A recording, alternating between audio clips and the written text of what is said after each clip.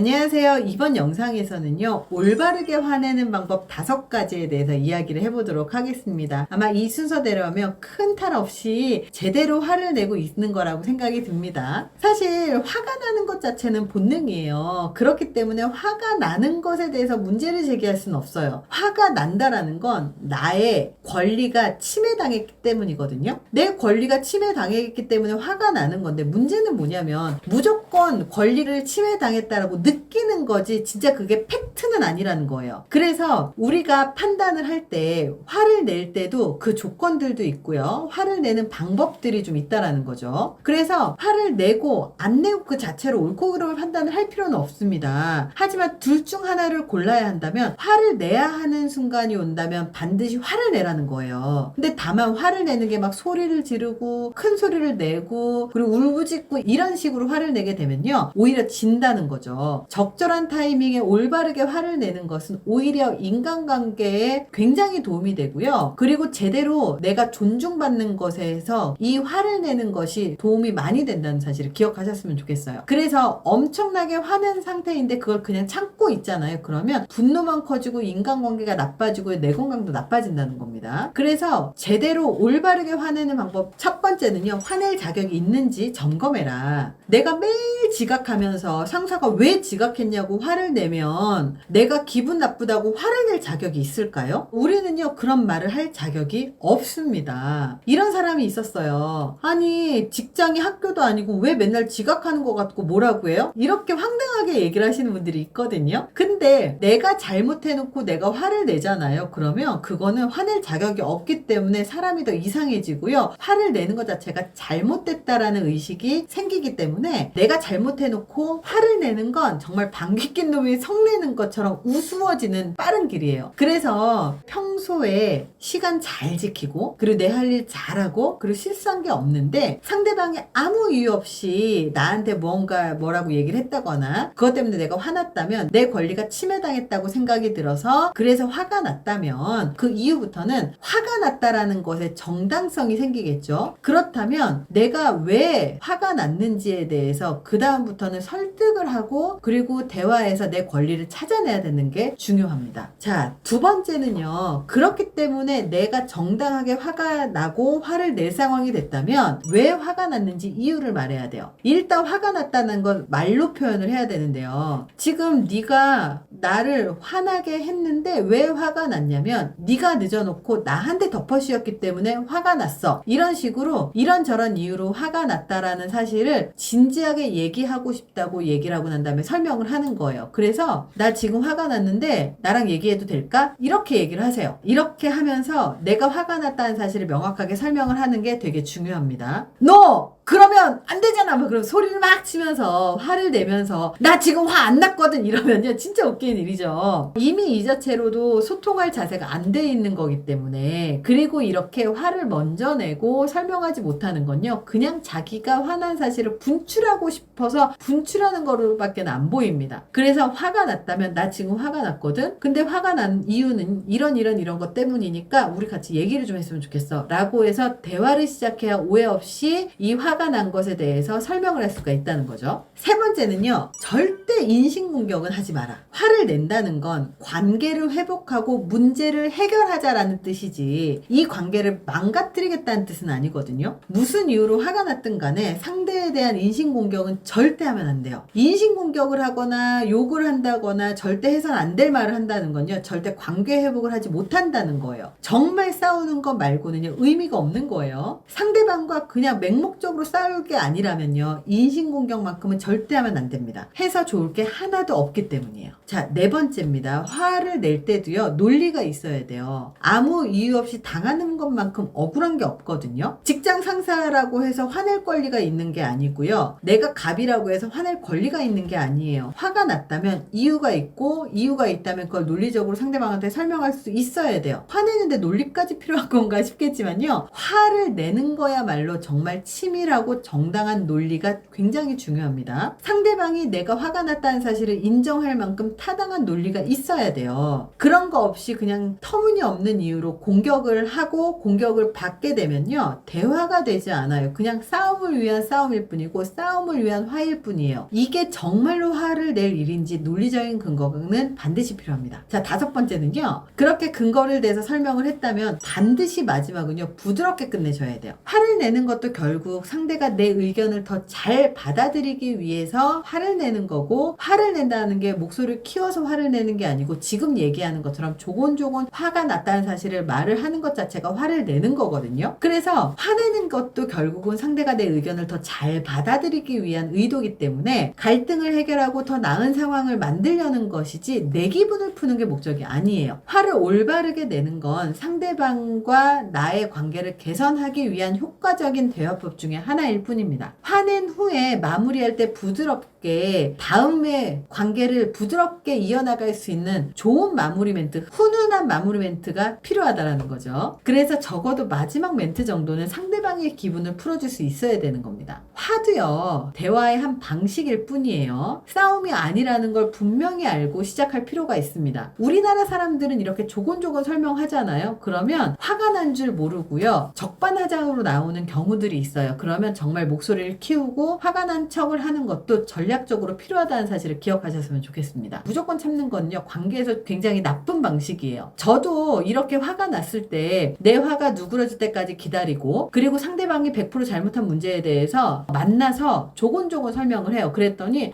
나는 그러려고 그런 게 아니야, 네가 잘못한 거야, 네가 잘못한 거야, 오해한 거야, 막 이렇게 하길래 전략적으로 화를 내는 그 목소리를 키우고, 그리고 화를 내는 듯한 제스처를 했더니 미안해, 네가 그 정도까지 화난지 몰라서, 이렇게 대응을 하더라고요. 우리나라 사람들은요, 정말 화를 화처럼 내지 않으면 받아들이지 못하고 그리고 인식하지 못하는 경향성도 있지만요, 조곤조곤 이야기를 하다가 말을 이해를 못할 때는 좀 목소리도 키웠다가, 그리고 미안하다고 사과를 하면 목소리를 죽이고 또 조곤조곤 얘기를 하고 훈훈하게 끝내는 이런 방식들이 필요하다는 거죠. 그래서 화내는데 이런 데까지 신경을 써야 되나 스트레스를 받기도 하겠지만요, 이것도 우리 커뮤니케이션의 방식 중에 하나고 반드시 우리가 익혀나가야 되는 방법 중에 하나라는 사실을 기억하셨으면 좋겠습니다. 이번 영상이 도움이 되셨길 바랍니다. 감사합니다.